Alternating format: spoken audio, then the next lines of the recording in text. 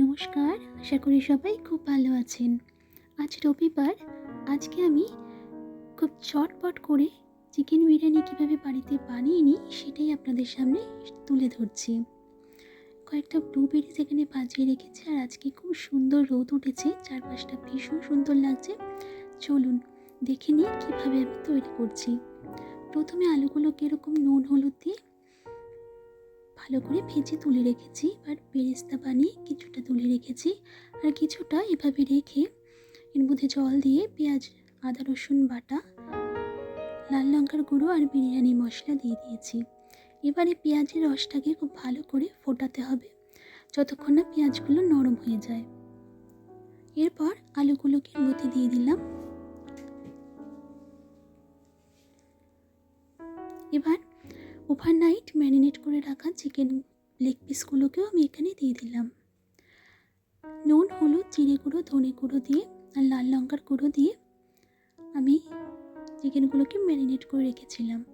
এবার এগুলো 70% মতন কুক করে নেব।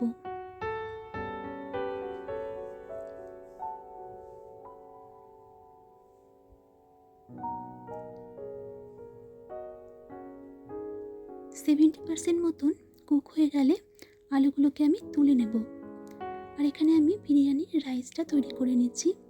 তেজপাতা, গোটা গরম মশলা, নুন দিয়ে চালগুলোকে আমি দিয়ে দিয়েছি। চালগুলোকে আমি আধ ঘন্টা ভিজিয়ে রেখেছিলাম।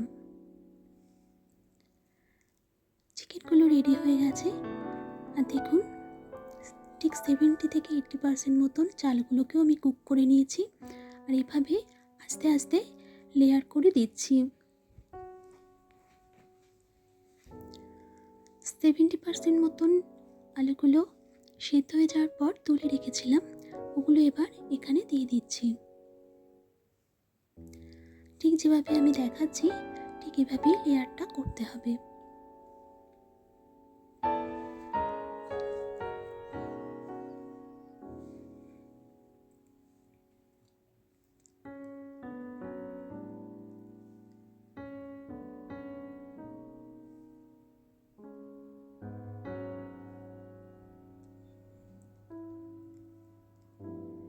লেয়ারটা সম্পূর্ণ কমপ্লিট হয়ে গেছে।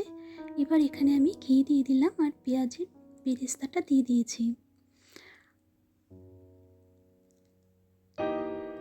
এবার এখানে বিরিয়ানি মশলা বেশ কিছুটা দিয়ে দিচ্ছি।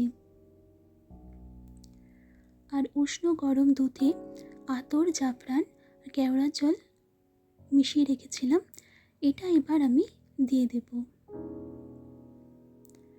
চারপাশে খুব সুন্দর করে এটা দিয়ে দিতে হবে। বিরিয়ানির ক্ষেত্রে এই লেয়ারটাই খুব গুরুত্বপূর্ণ। এটা যদি ঠিক করে করা হয় তাহলে খুব সুন্দরভাবে কিন্তু বিরিয়ানিটা রেডি হয়ে যায়। আজকে রবিবার, ছুটির দিন, সবাই মিলে মধ্যাহ্নভোজটা বেশ ভালোই হবে। আর খুব চটপট করেই এই বিরিয়ানিটি কিন্তু রেডি হয়ে যায়। এবার এটাকে সিল করার পালা। এভাবে ফয়েল পেপার দিয়ে খুব ভালোভাবে এটা আমি সিল করে নিয়ে উপরে কিছুটা জল ছিটিয়ে দিয়ে ঢেকে রেখে দেব। একটা তাওয়ার উপর আমি এটা দিয়ে দিচ্ছি। প্রথমে 10 মিনিট হাই ফ্লেমে, তারপর 15 মিনিট লো ফ্লেমে, তারপর আবার 10 মিনিট গ্যাস অফ করে রেস্টে রাখতে হবে। এবং তারপরে এই বিরিয়ানিটা এভাবে দেখুন রেডি হয়ে গেছে, এবং একটা চালও কিন্তু ভাঙেনি, খুব ঝরঝরে বিরিয়ানি কিন্তু হয়েছে। কেমন লাগলো বন্ধুরা চটপট তৈরি হয়ে যাওয়া চিকেন বিরিয়ানির রেসিপিটি? দেখুন কত সুন্দরভাবে ঝরঝরে বিরিয়ানি, এবং চালটাও বেশ ঝরঝরে রয়েছে। রেডি আজকের মধ্যাহ্নভোজ চিকেন বিরিয়ানি। যদি ভালো লাগে আমার ভিডিওটি, প্লিজ সাবস্ক্রাইব করে দেবেন আমার চ্যানেলটিকে। সবাই খুব ভালো থাকবেন। ধন্যবাদ।